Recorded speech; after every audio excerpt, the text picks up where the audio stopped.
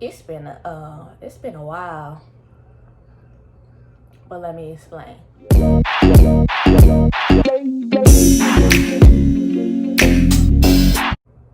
Okay, y'all, so I know I've been gone for a while off of YouTube, and I don't know. It was just because senior year had came, really. It was time to start applying to colleges, and it was just different stuff like that. And then quarantine came, and I didn't know what to do. And now I'm in the process of moving to Georgia. My mom found a house in Georgia. So I'm not leaving for college yet, but I'm leaving for college basically because my mom's coming with me. So in the midst of all that, I was like, okay, I don't have time for YouTube, but I'm back. And I thought it would be good to document my experience as a quarantine kid in college. So here we are. And now that I got that out, now that y'all know why I've been gone, but I'm back now. Y'all know why I was gone, but I'm back now. But that's not what this video about. So, as you can see from the title, I'm going to be sharing what I went through and everything I did to get accepted into the illustrious Spelman College. And at the end, I'm also give extra scholarships for those who may not want to go to Spelman and want to attend somewhere else, HBCU, PWI, anything. I'm going to give extra tips because I know rising seniors, it's about that time to start applying, even though it might be a little different for you because of Rona, but we still gonna make the best of it. Okay. Well, let me start by saying the first thing I did was look at what Spelman's requirements are. I looked at, the GPA. I looked at their test scores they accept, like what's the average test score.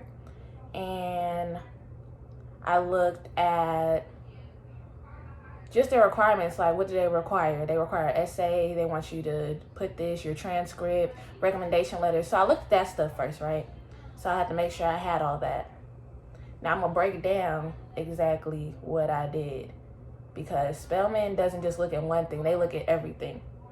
So I had to make sure I had every aspect of my application perfect, like perfect. So I'm gonna break that down. We're gonna start with the grades.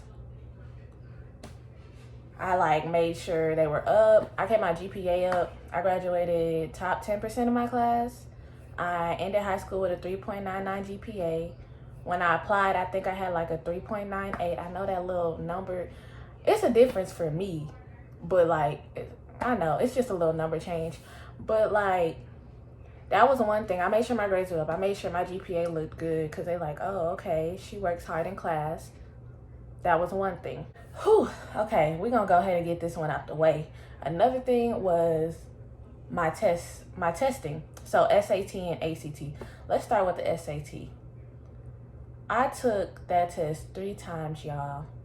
And maybe it's because I'm not a tester like that. I guess I get testing anxiety maybe. But I took that test 3 times and I went, instead of going higher each time, I went lower. So my highest score was an 1110. And then after that, I kind of went 10 points down each time. So I was like, okay, what do I do? Because Spelman's average was a 1200 and I was going down.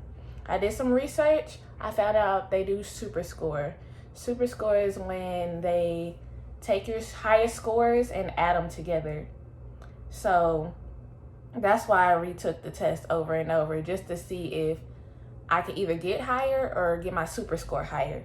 So I would say do that, even though I went lower, retake, because I feel like about 70% of the time, most people go higher instead of lower like me. And when it came to the ACT, I took it once in school. My school offers the test. I took it once and got a 24. Spelman average was a 25, 26. So I just left it at that because I was I got enough. I didn't want to go lower again like the SAT, so I was just praying my test scores was enough. I was cool, moving on. Another thing was the resume. So on my resume, I made sure I had all my accomplishments, honors, awards, just different stuff. I made sure I had everything. I have a copy of it right here, like this. I made it look nice and pretty. It's green, my favorite color. But at the top, you know, I had my graduation date, my GPA, my class rank, and my scores that I just told you guys about. I had my leadership. I have my community service on here. I have my honors awards. I have the internships I did while I was in school. I have my extracurricular activities, because that's another thing colleges look at. They want to make sure you're an all-around student. They don't want, you can't just be good grades and that's it. Are you involved in the community? Are you in any activities? Are you a team player? Like, they look at stuff like that. So I made sure I had all that on my resume.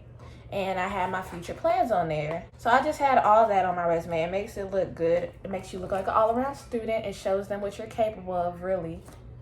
Like, this is like, in the resume, you really showcase yourself. You brag. Make sure you brag in this resume, because you gotta flex a little bit. Just not even a little bit. Flex a lot of it on here. Like, tell them what you about. Because if you don't get it, if you don't get to put it in any other part of your application, this is where it's gonna go. Okay? Okay. And then it was the essay. Okay. Y'all, I stressed myself about this essay. Me and my mom, we were just stressing each other. But we wanted it to be perfect. I wanted it to be perfect. So Spelman requires you write an essay.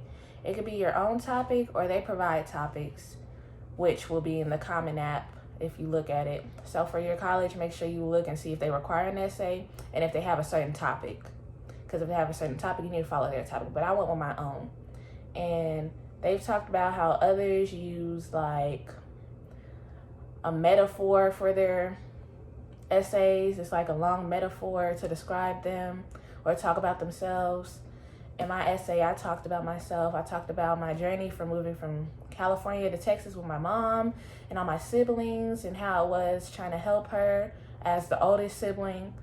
And just, I basically told them my story, and I shared with them how, as somebody in lots of clubs, I managed to keep my grades up and did it in times like people probably, you wouldn't think somebody would be doing work. Like, I'd be in hospital rooms doing work, because like when my mom was pregnant, I was there with her. I'd be on road trips doing projects, and I shared my experiences at my internships with kids. Like, I let them know that's why I want to be a psychologist. So just, I basically told them my experience in my essay. I let them know who I am. And I didn't try to use all these SAT words. I didn't use these gigantic words. I made sure I was talking like myself, because that's what they want to see. They want to see you be yourself. And when it feels like you, they're like, okay, this person's being real. So after I wrote my essay, I didn't stop there. I had other people read it. So there's my cousin who's a teacher. She read it. I had my AP English teacher read it. I had family members read it. I just had several people read it for corrections. And after the corrections, I took those in and basically tweaked the essay. So there was the rough draft, then I kept editing, and I kid y'all not, like the day that early admissions was due, I was still like tweaking it. I was trying to type it to perfection. I was up till 5 in the morning, like, okay, I need this to be perfect. I don't care if I'm sleepy at school. I want it perfect. So I was up till then. I had that done, sent that in with the admissions, and that was all for the essay.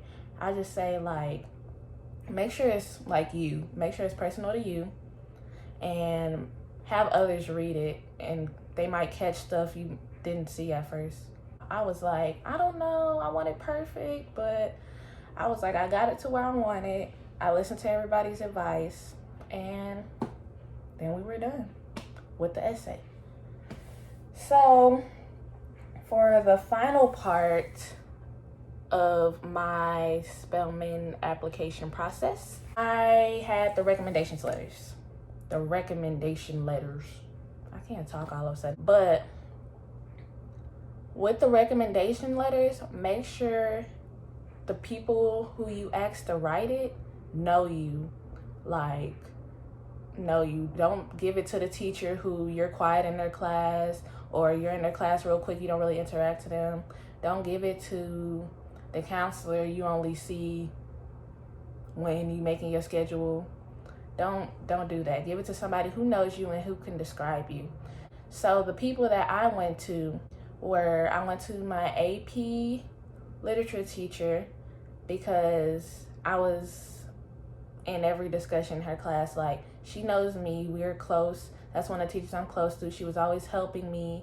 So I went to her because she knows how I am in class. So I wanted a recommendation letter from somebody who can describe how I am as a student in class. So I got that from her. Then I went to the sponsor for student government at my school, because I've been in that since freshman year.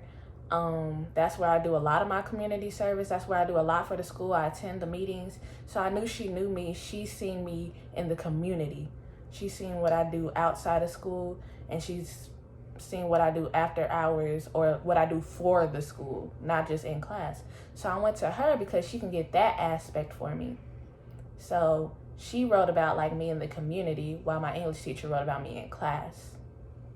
And finally, I went to my counselor, because I'm an office assistant.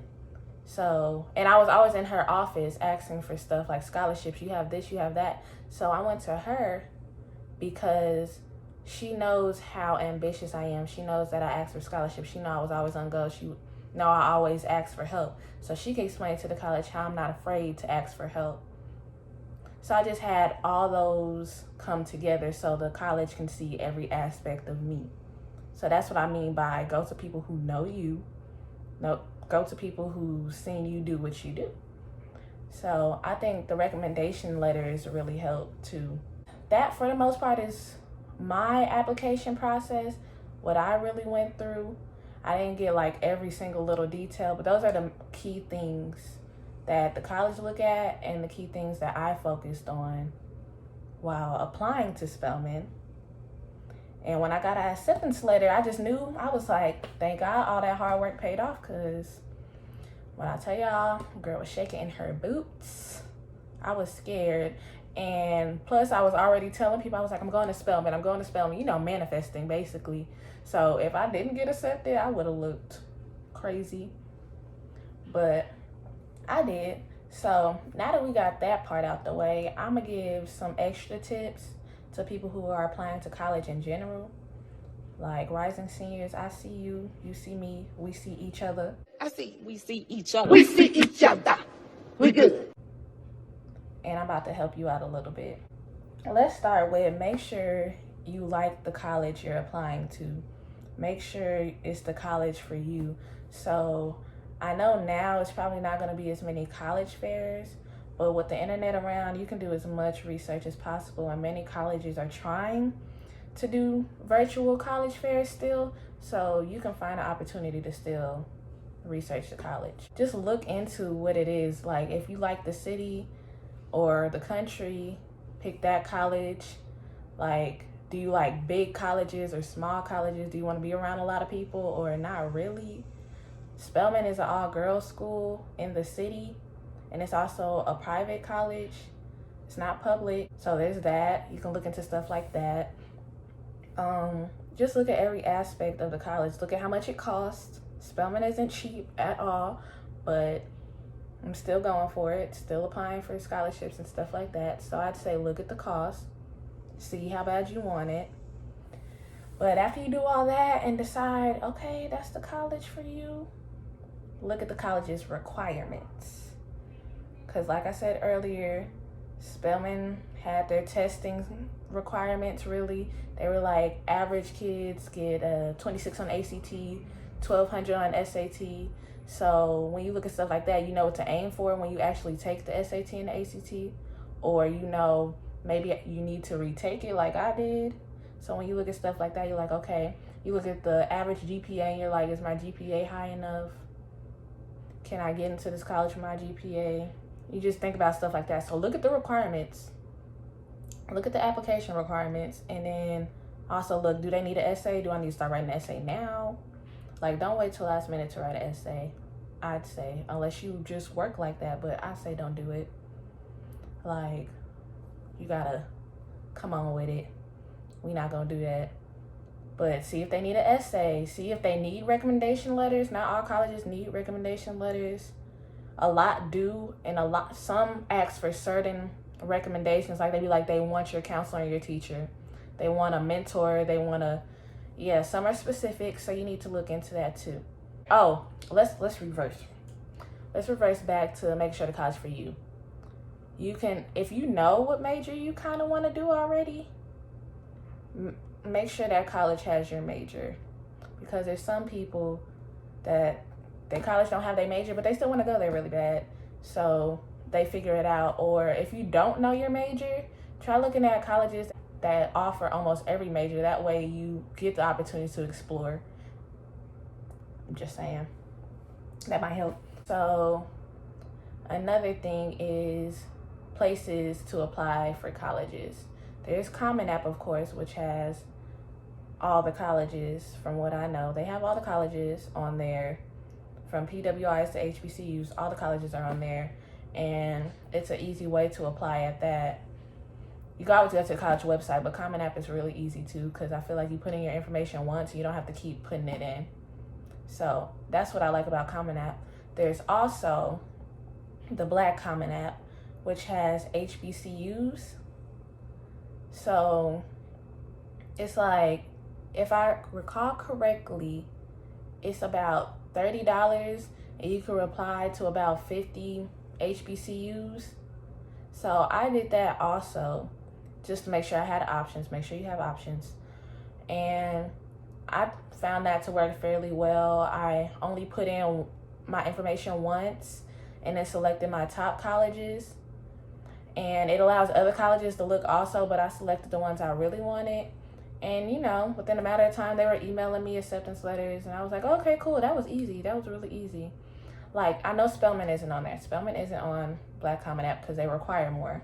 But a lot of HBCUs are. So look into that. It's like a really cheap way to apply to several colleges, because applications aren't free. They're usually like $30, $40. So that's a good way to knock some out the way for like one price. But since we talk about prices, let's discuss fee waivers. So I don't know how testing is going to go now. It might be different, but if the cost is still the same, look into fee waivers. Ask your counselors about fee waivers. Look online. Just ask somebody in your school about fee waivers for testing. Because my school, we had a certain room where we can go for college stuff, and they were just giving fee waivers for SAT if you ask for it, so you don't have to pay for the SAT, which also can be like $70. And it's like, and I retook it like 3 times, and I paid, but that's because my school was out of fee waivers. If they weren't out of fee waivers, I would have got on it. So I say look into fee waivers, but not only for testing, for the applications. So my school also had fee waivers for college applications, and you can look into that, but make sure your college accepts those, because some colleges don't accept fee waivers. So it's like you have it for nothing. But for those that do, just send that in. That's one less application to pay for, saves your money, and you can keep applying for more. And I think this is the last thing I'm gonna talk about. I think this is gonna be the last thing I talk about. So apply for FAFSA. Apply for FAFSA because it's gonna help you in the long run. You can't get financial aid from your college, or you can't get any of that unless you apply for FAFSA. So because I applied for FAFSA, I was made aware that I'm eligible for a Pell Grant, which grants you don't have to pay back. It's not a loan. They give it to you. So that gave me an extra $6,000 for college, because I applied for FAFSA, and they are willing to help me with my financial aid. And also the college was able to give me a small grant. So when you apply for FAFSA, it helps the school help you. It also helps with stuff like work study if your school is doing that. So just apply for that. And also when and if you have to apply for loans, hopefully you don't have to apply for loans, FAFSA also helps with that. So apply for FAFSA. That's one of the important things that some colleges will say we're not accepting unless you apply for FAFSA. So task for FAFSA, get into it. And yeah, so that's really it. Those are my tips based on my experience. And that's what I went through to get into Spelman. And yeah, so just know I'm back, y'all. The next video will probably be a vlog because I'm in the process of moving, like I said. And we're back for good. I'm going to be vlogging my whole experience as a quarantine kid in college, because college is very different now, and I will show y'all that, the whole process. Yeah, so just stick with me, please. I promise I won't leave y'all again.